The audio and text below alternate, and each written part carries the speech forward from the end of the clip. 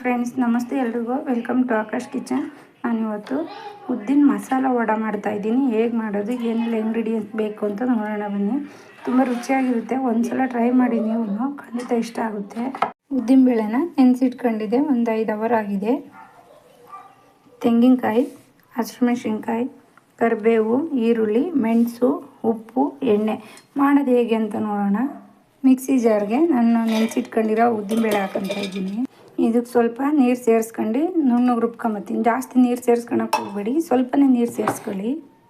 ನೋಡಿ, ಈ ರೀತಿ ರುಬ್ಕೊಂಬಂದಿದ್ದೀನಿ. ಜಾಸ್ತಿ ನೀರು ಹಾಕೊಂಡಿಲ್ಲ, ಸ್ವಲ್ಪನೇ ನೀರು ಹಾಕೊಂಡು ಈ ಥರ ರುಬ್ಕೊಂಬಂದಿದ್ದೀನಿ. ಇದನ್ನು ಇವಾಗ ಒಂದು ಬೌಲ್ಗೆ ಹಾಕೋಣ. ನೋಡಿ, ಒಂದು ಬೌಲ್ಗೆ ಹಾಕೊಂಡಿದ್ದೀನಿ.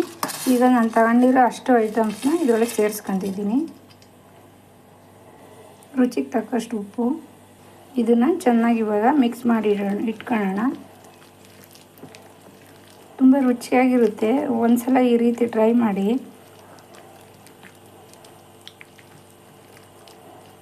ಸ್ವಲ್ಪ ಕೊತ್ತಂಬರಿ ಸೊಪ್ಪನ್ನು ಸೇರಿಸ್ಕೊತಿದ್ದೀನಿ.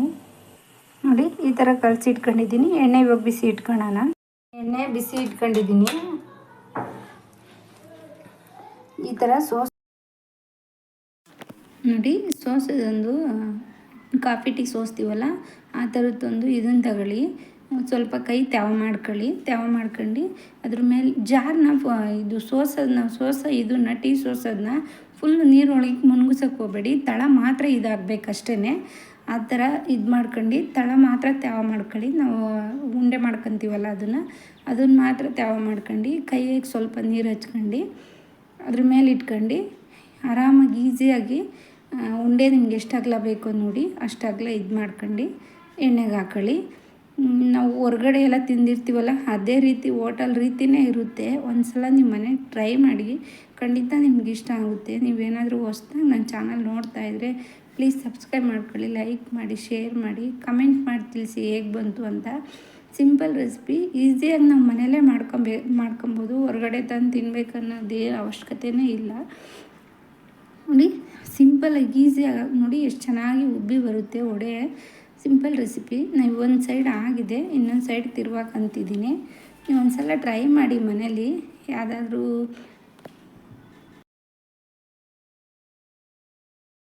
ಇದಾಗಿದೆ. ಇವಾಗ ನಾನು ತೆಗಿತಾ ಇದ್ದೀನಿ. ಸಿಂಪಲ್ ವಡೆಗೆ ಚಟ್ನಿ ಮಾಡ್ಕೊಳಕ್ಕೆ ತೆಂಗಿನಕಾಯಿ ಸೇರಿಸ್ಕೊತಾ ಇದ್ದೀನಿ.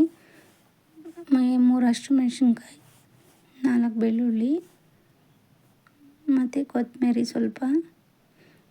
ಸ್ವಲ್ಪ ಉಪ್ಪು, ಇಷ್ಟು ಸೇರಿಸ್ಕೊಂಡು ನುಣ್ಣಗೆ ಪೇಸ್ಟ್ ಮಾಡ್ಕೊಂಬರ್ತೀನಿ. ನೋಡಿ, ಚಟ್ನಿ ರೆಡಿ ಆಯಿತು. ಈಗ ಇದಕ್ಕೆ ಒಂದು ಒಗ್ಗರಣೆ ಮಾಡ್ಕೊಳ್ಳೋಣ. ಬಾಣಲಿ ಇಟ್ಕೊಂಡಿದ್ದೀನಿ, ಒಂದು ಚಿಕ್ಕದು. 1-2 ಸ್ಪೂನ್ ಎಣ್ಣೆ ಸೇರಿಸ್ಕೊತಾ ಇದ್ದೀನಿ. ಸಾಸಿವೆ, ಕಡಲೆಬೇಳೆ, 2 ಒಣಮೆಣಸಿನ್ಕಾಯಿ. Simple recipe. ವಡೆಗೆ ತುಂಬ ಚೆನ್ನಾಗಿ ರುಚಿಯಾಗಿರುತ್ತೆ. ಈ ಥರ ಒಂದು ಸಲ ಟ್ರೈ ಮಾಡಿ, ಖಂಡಿತ ನಿಮ್ಗೆ ಇಷ್ಟ ಆಗುತ್ತೆ. ನೋಡಿ, ಆಯಿತು, ರೆಡಿ ಆಯಿತು.